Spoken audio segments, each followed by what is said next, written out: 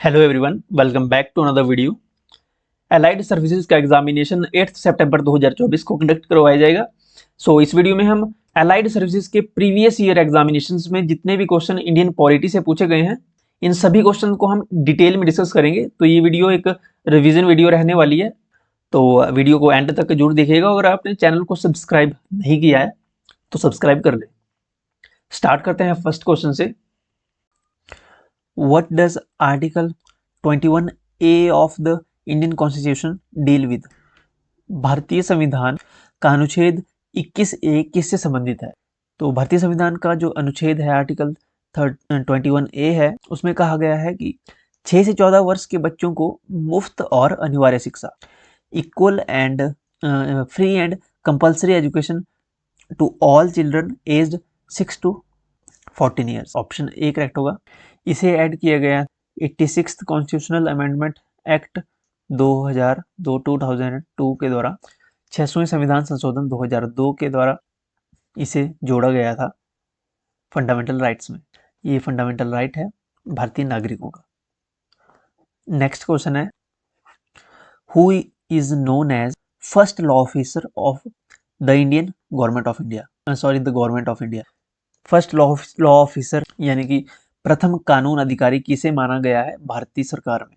भारत सरकार का प्रथम कानून अधिकारी फर्स्ट लॉ ऑफिसर है attorney general of India. Option D correct होगा, अटॉर्नी जनरल। अटॉर्नी जनरल की नियुक्ति भारत का राष्ट्रपति करता है। भारत के राष्ट्रपति द्वारा अटॉर्नी जनरल या महान्यायवादी की नियुक्ति की जाती है। संविधान का इंडियन कॉन्स्टिट्यूशन का आर्टिकल 76 में भारत के महान्यायवादी यानी अटॉर्नी जनरल की बात की गई है आर्टिकल 76 में। ये देश का सर्वोच्च कानून अधिकारी होता है, यानी फर्स्ट लॉ ऑफिसर होता है इंडियन गवर्नमेंट का। नेक्स्ट क्वेश्चन है, who is sole authority to decide whether a bill is money bill और नॉट? कोई बिल जो है, कोई बिल धन बिल है या नहीं है, इसका निर्णय लेने का अधिकार किसे है? कोई बिल धन बिल है या नहीं है, ये कौन डिसाइड करेगा? यह निर्णय लेने का अधिकार लोकसभा अध्यक्ष का है। ऑप्शन ए करेक्ट होगा, लोकसभा अध्यक्ष के पास ये पावर होती है, speaker of the Lok Sabha. Chairman of Rajya Sabha होता है वाइस प्रेसिडेंट। फाइनेंस मिनिस्टर है निर्मला सीतारमन और प्राइम मिनिस्टर नरेंद्र मोदी। और अगला क्वेश्चन है, chapter 4A of the constitution deals with, संविधान का भाग 4A किससे संबंधित है? भाग 4A में मौलिक कर्तव्यों की बात की गई है। फंडामेंटल ड्यूटीज है संविधान के भाग 4A में, पार्ट 4 में, 4A में है फंडामेंटल ड्यूटीज मूल संविधान में नहीं थी, इन्हें ऐड किया गया है 42वें संविधान संशोधन 1976 में। 42वें संविधान संशोधन 1976 में 10 मूल कर्तव्य जोड़े गए, 10 फंडामेंटल ड्यूटीज इसमें ऐड की गई पार्ट 4A में। और जिस समिति ने इसमें रिकमेंडेशन दी थी, उस समिति का नाम था स्वर्ण सिंह समिति। इसको याद रखें, स्वर्ण सिंह समिति की रिकमेंडेशन पे फंडामेंटल ड्यूटीज को ऐड किया गया था। और फंडामेंटल ड्यूटीज ये रशिया से बोरो की गई है, रशिया से, जिसका उस समय नाम USSR हुआ करता था। स्वर्ण सिंह समिति ने जब अपनी रिकमेंडेशन दी तो उन्होंने 8 फंडामेंटल ड्यूटीज की रिकमेंडेशन दी थी, लेकिन भारतीय कॉन्स्टिट्यूशन में, इंडियन कॉन्स्टिट्यूशन में 10 फंडामेंटल ड्यूटीज हैं। फंडामेंटल राइट्स की अगर बात करें तो फंडामेंटल राइट्स USA से बोरो किए गए हैं, USA के कॉन्स्टिट्यूशन से। फंडामेंटल राइट्स संविधान के भाग पार्ट 3 में है, भाग 3 में है fundamental rights. Fundamental duties article 12 से 35 तक हैं फंडामेंटल राइट्स। मूल रूप से फंडामेंटल राइट्स की जो संख्या थी वो 7 फंडामेंटल राइट्स थे, लेकिन अब 6 रह गए हैं। राइट टू प्रॉपर्टी को अब अबॉलिश कर दिया गया है, इसे अब लीगल राइट बना दिया गया है राइट टू प्रॉपर्टी को, और ये अब आर्टिकल 300A में है लीगल राइट के रूप में। अब ये फंडामेंटल राइट नहीं रहा है।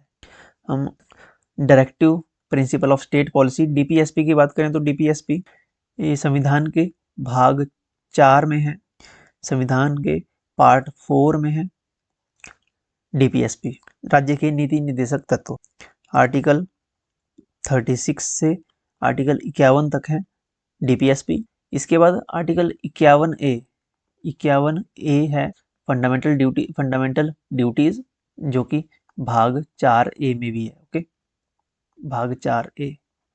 डीपीएसपी आयरलैंड के संविधान से लिए गए हैं, आयरलैंड के कॉन्स्टिट्यूशन से। आयरलैंड ने डीपीएसपी को स्पेनिश यानी स्पेन के संविधान से लिया था। First law officer of India, Bharat के पहले विधि अधिकारी के रूप में किसे जाना जाता है? फर्स्ट लॉ ऑफिसर कहलाते हैं attorney general of India. Bharat के महान्यायवादी को अटॉर्नी जनरल ऑफ इंडिया को कहा जाता है first law officer. Option number B correct होगा। Attorney general of India Indian constitution में आर्टिकल 76 में है। आर्टिकल 76 बताता है attorney general of India Bharat के न्यायवादी के बारे में।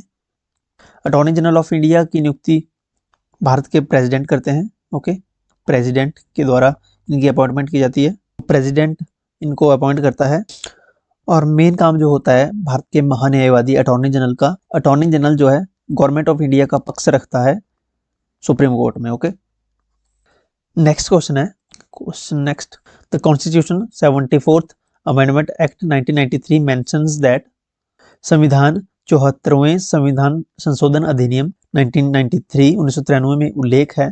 तो 73वां और 74वां जो संविधान संशोधन है, अमेंडमेंट एक्ट है, ये किससे रिलेटेड है, ये पूछा गया यहाँ से। तो 73rd जो है 73वां कॉन्स्टिट्यूशनल अमेंडमेंट एक्ट जो है ये पंचायती से संबंधित है, पंचायतों के कार्य से संबंधित। और 74th यहाँ पे पूछा है, ये है संबंधित है नगर पालिकाओं के कार्य से संबंधित। ओके, ऑप्शन नंबर यहाँ पे भी करेक्ट होगा, फंक्शंस ऑफ म्युनिसिपैलिटीज। ये संविधान के भाग पार्ट 9 में है, पार्ट 9 में। देखिए 11वीं अनुसूची में पंचायतों के कार्य को रखा गया है और 12वीं अनुसूची में नगर पालिका को, के 12वीं अनुसूची में नगर पालिका को। नेक्स्ट क्वेश्चन है pocket veto is enjoyed by, pocket veto का प्रयोग जो है किसके द्वारा किया जाता है? देखिए जो वीटो है ये भारत के राष्ट्रपति के पास होती है। पॉकेट वीटो का प्रयोग जो है प्रेसिडेंट ऑफ इंडिया कर सकता है। होता क्या है कि जब संसद में कोई विधेयक, कोई कानून बनाया जाता है, कोई विधेयक तभी अधिनियम बनता है, अगर कोई बिल है ये तभी एक्ट बनता है जब ये संसद में पास होता है। और जो दोनों जब संसद में पास हो जाता है तो लास्ट में जो है राष्ट्रपति के, प्रेसिडेंट के साइन होते हैं, तभी ये एक्ट बन पाएगा कोई भी बिल है अगर। लेकिन प्रेसिडेंट के पास अपनी इच्छा होती है कि उसको पास करना चाहता है या नहीं करना चाहता है, उसके पास 3 ऑप्शन होते हैं। अब ये 3 ऑप्शन संविधान के आर्टिकल 111 में दिए गए हैं, 111 में, आर्टिकल 111 में दिए गए हैं। 3 ऑप्शन होते हैं, एक तो वो इसको स्वीकृति दे सकता है, नंबर दूसरा है कि उसको वो अपने पास सुरक्षित रख सकता है, और नंबर 3 है कि इसको वापस संसद के पास वापस भेज सकता है कि इसको पुनर्विचार करें। ओके, तो वीटो का यूज करता है। तो वीटो 3 प्रकार की होती है, एक तो एब्सोल्यूट वीटो है, दूसरी सस्पेंसिव वीटो है, और थर्ड जो है पॉकेट वीटो है। पॉकेट वीटो का मतलब है कि आप ऐसे समझ सकते हो कि कोई भी, यानी उस बिल को राष्ट्रपति अपने पास रख लेता है, यानी कि उसको अपने पॉकेट में डाल के रख लेता है, समझ लीजिए अनिश्चितकालीन के लिए उसको अपने पॉकेट में रख लेता है, अपने पास रख लेता है। तो वो उस पर साइन ही नहीं होंगे, जब साइन नहीं होंगे तो वो एक्ट नहीं बन पाएगा। तो इस प्रकार से जो है भारत के राष्ट्रपति पॉकेट वीटो को एंजॉय करते हैं, पॉकेट वीटो का इस्तेमाल कर सकते हैं, ये पावर है राष्ट्रपति की। अगला क्वेश्चन है what was the main purpose behind bringing Panchayati Raj system in India, Bharat में पंचायती राज व्यवस्था लाने के पीछे मुख्य उद्देश्य क्या था? To prevent criminalization of politics, राजनीति के अपराधीकरण को रोकने के लिए, या निर्धनता के उन्मूलन के लिए, या स्थानीय निकायों को राजनीतिक शक्ति का विकेंद्रीकरण करने के लिए, या लास्ट ऑप्शन है चुनाव खर्च कम करने के लिए। देखिए चुनाव खर्च कम करने के लिए ये तो ऐसे सरासर गलत हो जाएगा। करेक्ट ऑप्शन होगा decentralization of the political powers to the local bodies, यानी कि स्थानीय निकायों को राजनीतिक शक्ति का विकेंद्रीकरण के उद्देश्य से भारत में पंचायती राज व्यवस्था लाई गई है। ऑप्शन नंबर यहाँ पे सी करेक्ट होगा। अगर पंचायती राज की बात करें तो पंचायती राज संबंधित है 73वें संविधान संशोधन से। ओके, संविधान संशोधन से है संबंधित। पंचायती राज। 73वां संविधान संशोधन 1992 1992। राजस्थान पहला एक ऐसा राज्य था, राजस्थान, जहां पे सबसे पहले पंचायती राज की स्थापना हुई थी राजस्थान में। और कब हुई थी? 2 अक्टूबर 1959 में, 1959 में, 2 अक्टूबर 1959 राजस्थान के नागौर डिस्ट्रिक्ट में, राजस्थान के नागौर डिस्ट्रिक्ट में पंडित जवाहरलाल नेहरू के द्वारा पंचायती राज योजना शुरू की गई थी। राजस्थान के बाद 1959 में ही आंध्र प्रदेश में ये शुरू की गई थी। ओके, नेक्स्ट क्वेश्चन है, who is authorized to decide over the dispute regarding disqualification of member of parliament. संसद के सदस्य की अयोग्यता के बारे में, संसद के सदस्य की अयोग्यता के बारे में विवाद का फैसला करने के लिए कौन अधिकृत है? संसद के सदस्य की योग्यता का विवाद का फैसला जो है भारत के राष्ट्रपति का होता है। फाइनल फैसला जो होता है प्रेसिडेंट ऑफ इंडिया का। लेकिन अगर एंटी डिफेक्शन लॉ, दल बदल के आधार पर अयोग्यता का मामला हो तो इसका निर्णय जो है एक या तो लोकसभा का हो तो लोकसभा स्पीकर, राज्यसभा का हो तो राज्यसभा के सभापति यानी उपराष्ट्रपति इसका फैसला सुनाते हैं। लेकिन अगर दल बदल का मामला नहीं है तो तब इसका फैसला जो है अयोग्यता का फैसला प्रेसिडेंट ऑफ इंडिया लेते हैं। ये बताया गया है आर्टिकल, संविधान के, कॉन्स्टिट्यूशन के आर्टिकल 103 में, आर्टिकल 103 ध्यान रखें। नेक्स्ट क्वेश्चन है, which of the following articles deals with the grants in aid by the union government to the states. राज्यों को केंद्र सरकार द्वारा दी जाने वाली सहायता में कौन सा अनुच्छेद अनुदान से संबंधित है? तो ये मेंशन है आर्टिकल 275 में, अनुच्छेद 375 के अंतर्गत आता है। Article 275, article 275 deals with the grants in aid by the union government to the states. Option में आर्टिकल 280 दिए गए हैं। आर्टिकल 280 जो है ये फाइनेंस कमीशन है, वित्त आयोग संबंधित है आर्टिकल 280 से। ओके, इसको भी ध्यान रखें, यहाँ से भी क्वेश्चन बनता है डायरेक्ट आर्टिकल 280 से। Article 280 is related to finance commission. और नेक्स्ट क्वेश्चन है, लास्ट क्वेश्चन है आज का, which of the following statements are correct about Lokpal and Lokayukta. Lokpal और लोकायुक्त के बारे में कौन सी जो है कथन जो है स्टेटमेंट सही है? इनमें से 3 स्टेटमेंट दी गई है। पहली स्टेटमेंट है, लोकपाल और लोकायुक्त शब्द का संयोजन डॉक्टर LM सिंघवी ने किया था। The term Lokpal and Lokayukta was coined by doctor LM Singhvi. तो ये स्टेटमेंट बिल्कुल करेक्ट है। तो ये जो लोकायुक्ता बिल था, लोकायुक्ता बिल ये 2013 में फाइनली पास हुआ था। ये कई बार पहले भी पास होता था, लेकिन ये लोकसभा में पास होता था तो राज्यसभा में नहीं हो पाता था।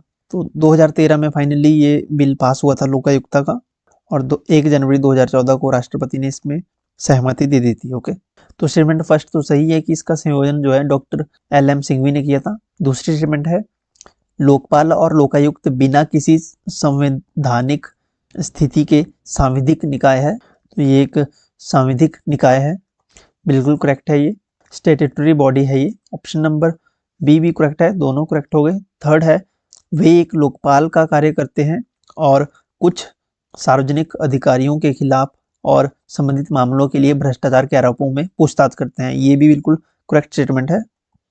इसका काम होता है, लोकपाल और लोकायुक्ता का काम होता है, जो भी गवर्नमेंट ऑफिशियल होते हैं जो भी, उनके ऊपर जितने भी करप्शन के आरोप लगे होते हैं, भ्रष्टाचार के आरोप लगे होते हैं, उनकी जांच करते हैं लोकायुक्ता और लोकपाल। ओके, तो स्टेटमेंट थर्ड भी करेक्ट होगा। तो तीनों स्टेटमेंट सही है। ऑप्शन नंबर यहाँ पे डी करेक्ट होगा।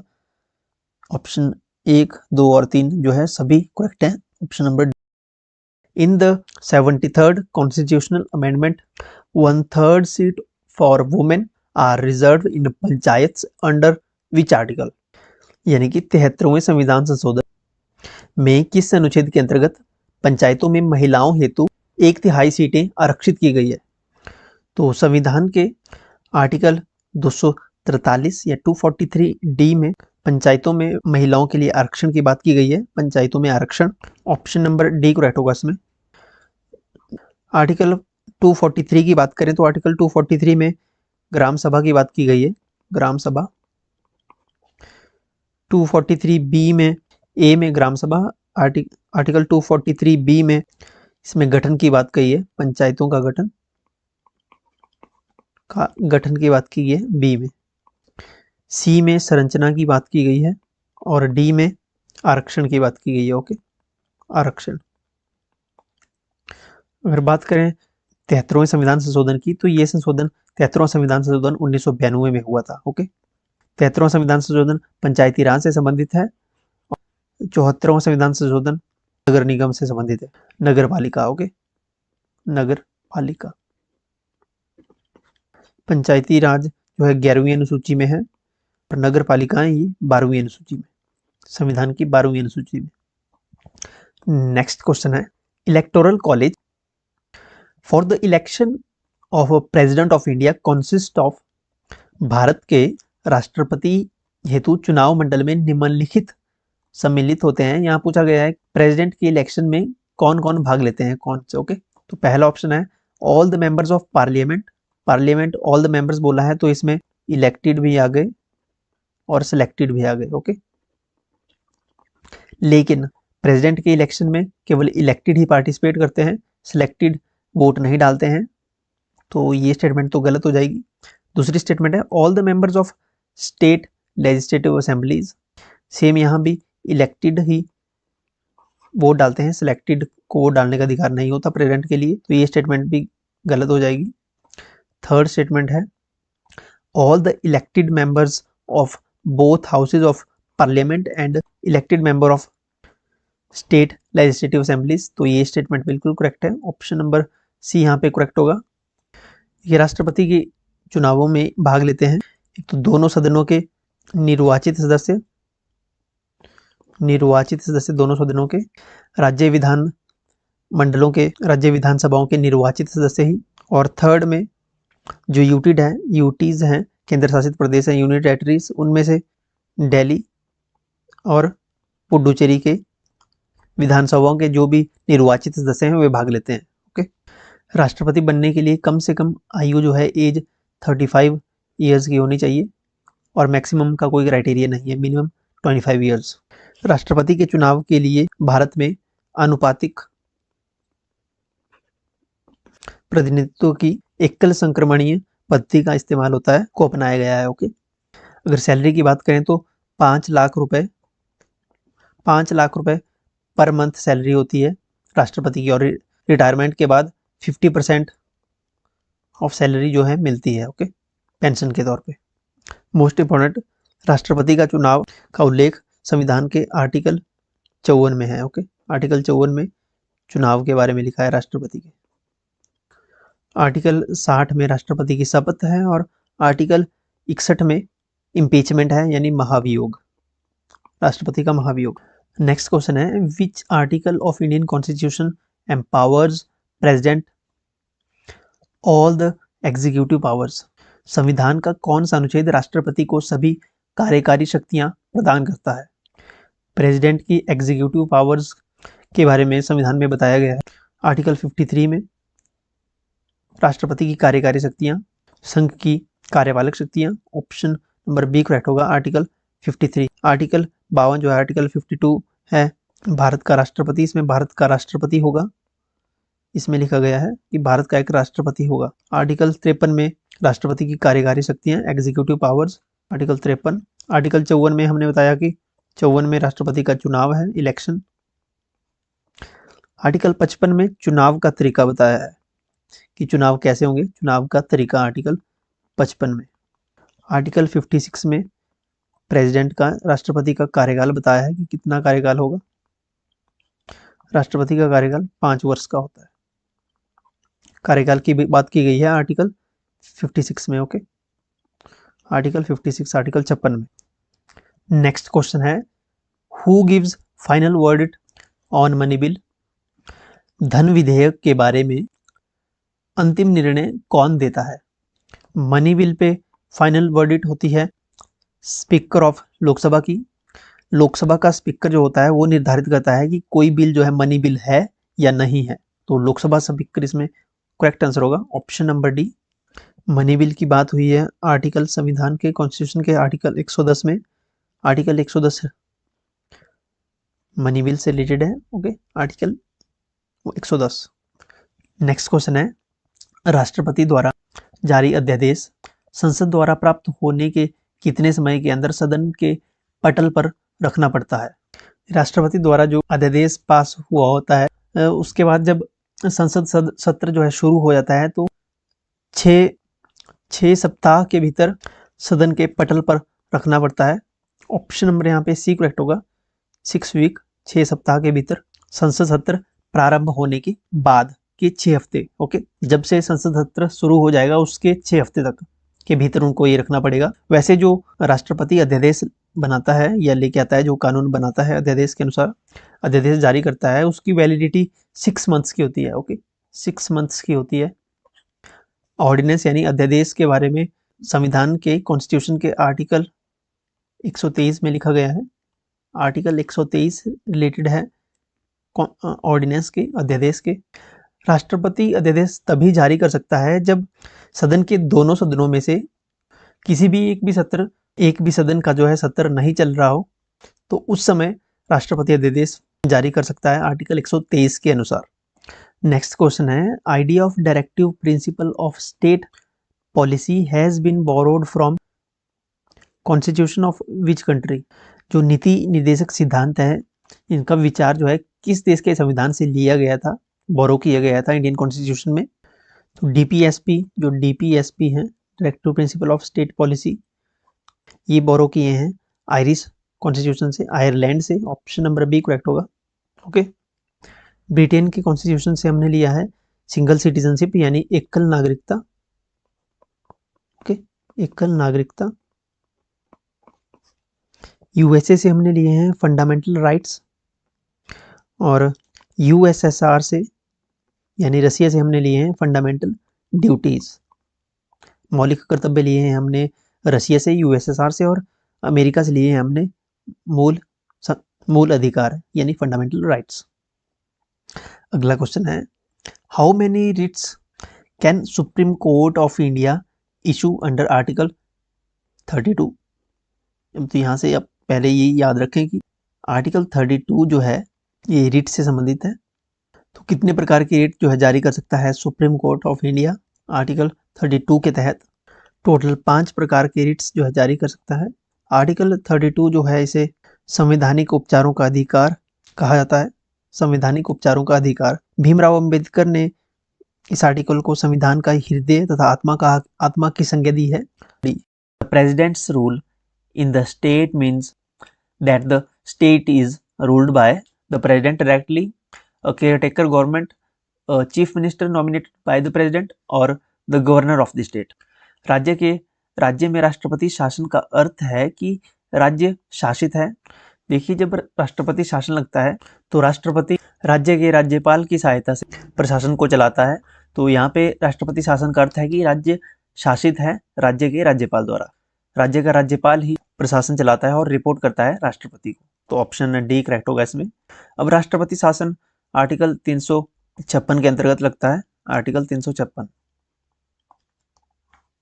आज़ादी के बाद से आज तक 1950 से आज तक 125 से अधिक बार यहाँ पे राष्ट्रपति शासन लग चुका है अलग अलग राज्यों में। और सबसे पहले जो है फर्स्ट टाइम अगर कहीं राष्ट्रपति शासन लगा था वो लगा था पंजाब में। पंजाब में सबसे पहले राष्ट्रपति शासन लगाया गया था सन 1951 में। अगर इमरजेंसी की बात करें आपातकाल की, तो आपातकाल भारतीय संविधान में आपातकाल के 3 प्रकार दिए गए हैं। पहला है राष्ट्रीय आपातकाल। राष्ट्रीय आपातकाल लगता है जब युद्ध का माहौल हो या युद्ध होने वाला हो या शुरू हो चुका या कोई अन्य देश आक्रमण कर दे या अपनी ही सेना जो है विद्रोह कर दे, तो उस समय राष्ट्रपति आपातकाल की घोषणा कर सकता है। आपातकाल जो है राष्ट्रपति पूरे देश में लगता है एक ही बार। ओके, राष्ट्रीय आपातकाल इंग्लिश में बोलते हैं इसको नेशनल इमरजेंसी। आर्टिकल 352 में नेशनल इमरजेंसी की बात की गई है। इसके बाद आता है आर्टिकल 356, जिसकी हमने यही बात की, राष्ट्रपति शासन यानी प्रेसिडेंट रूल लगता है 356 के तहत। अगर कोई राज्य विशेष गवर्नमेंट सही से काम नहीं कर पा रही है, संवैधानिक तंत्र की विफलता के कारण प्रेसिडेंट रूल लगाया जाता है। और थर्ड वन है वित्तीय आपातकाल। वित्तीय आपातकाल आज तक भारत में एक भी बार नहीं लगा है। वित्तीय आपातकाल की बात आर्टिकल 360 में की गई है। ओके, आर्टिकल 360 में। नेक्स्ट क्वेश्चन है, the national flag was adapted by the constitute assembly of the India on. भारतीय संविधान सभा द्वारा राष्ट्रीय ध्वज को अपनाया गया था। तो जो भारत का झंडा है, राष्ट्रीय ध्वज तिरंगा, इसको कब अपनाया गया था? संविधान सभा द्वारा। तो नेशनल फ्लैग अडॉप्ट किया गया था जुलाई 22, 1947 को। 22 जुलाई 1947 को राष्ट्रीय ध्वज को अपनाया गया था संविधान सभा द्वारा। 24 जनवरी 1950 को राष्ट्रीय गीत को अपनाया गया, राष्ट्रीय गीत को अपनाया गया और राष्ट्रीय गान को अपनाया गया। राष्ट्रीय गीत और राष्ट्रीय गान को अपनाया गया था 24 जनवरी 1950 को। और 24 जनवरी 1950 को ही डॉक्टर राजेंद्र प्रसाद को भारत के पहले फर्स्ट प्रेसिडेंट ऑफ इंडिया चुने गए थे। Okay, doctor Rajendra Prasad. अगला क्वेश्चन है, इलेक्शन कमीशन इज अ, चुनाव आयोग है एक। तो इलेक्शन कमीशन ऑफ इंडिया जो है, इलेक्शन कमीशन है, वो एक कॉन्स्टिट्यूशनल बॉडी है, एक संवैधानिक निकाय है। ऑप्शन ए करेक्ट होगा, कॉन्स्टिट्यूशनल बॉडी है इलेक्शन कमीशन। इलेक्शन कमीशन की बात इंडियन कॉन्स्टिट्यूशन में आर्टिकल 324 में की गई है। आर्टिकल 324 है इलेक्शन कमीशन के बारे में। वोट डालने की मिनिमम एज जो थी वो पहले 21 वर्ष हुआ करती थी, लेकिन 61वें कॉन्स्टिट्यूशनल अमेंडमेंट एक्ट 1988 के बाद इसे कम करके 18 वर्ष कर दिया गया कि 18 वर्ष के नागरिक वोट डाल सकते हैं।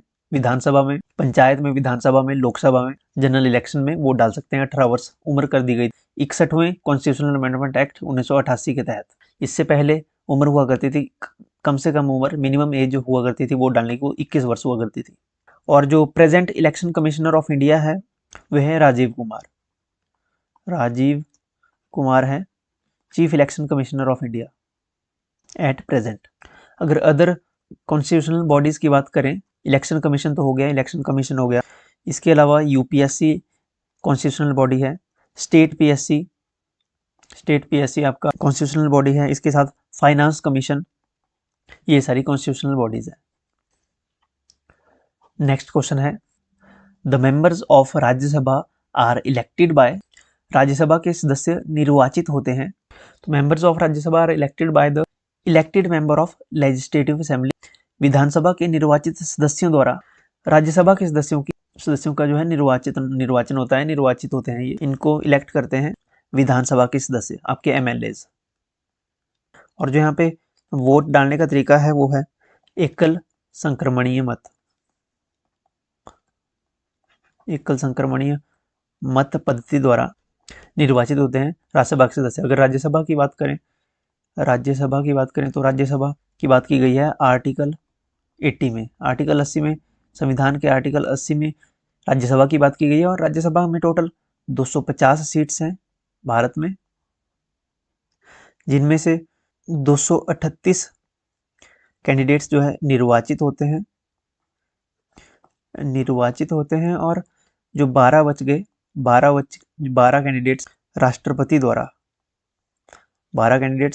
द्वारा मनोनीत किए जाते हैं, यानी उनको राष्ट्रपति चुनता है, मनोनीत किए जाते हैं। 238 इलेक्टेड हैं और जो 12 बचे वो सिलेक्टेड हैं राष्ट्रपति द्वारा। नेक्स्ट क्वेश्चन है, the first other backward class commission appointed in India is. Bharat में नियुक्त पहला अन्य पिछड़ा वर्ग आयोग है। तो अन्य पिछड़ा वर्ग आयोग सबसे पहले जो नियुक्त हुआ था वो था काका कालेकर आयोग, काका कालेकर कमीशन, सबसे पहला कमीशन था ये एस्टेब्लिश हुआ था 1953 में, 1953 में इसको एस्टेब्लिश किया गया था। नाम था काका कालेकर कमीशन। काका कालेकर ये इस कमीशन के चेयरमैन थे और ये बाय प्रोफेशन ये जर्नलिस्ट थे, पत्रकार थे और सोशल रिफॉर्मर थे। सो ऑप्शन सी करेक्ट होगा, काका Kalekar commission. Okay, so that's it. In case आपने अगर हमारे टेलीग्राम, व्हाट्सएप, इंस्टाग्राम ज्वाइन नहीं किया है तो इनका लिंक आपको वीडियो की डिस्क्रिप्शन और फर्स्ट कमेंट में मिल जाएगा, आप अभी ज्वाइन कर लें। यहाँ पे हम इंपॉर्टेंट नोटिफिकेशंस और जो भी अदर इंपॉर्टेंट मैसेज होता है इसी प्लेटफॉर्म पे हम अपडेट करते हैं। Okay, thank you so much.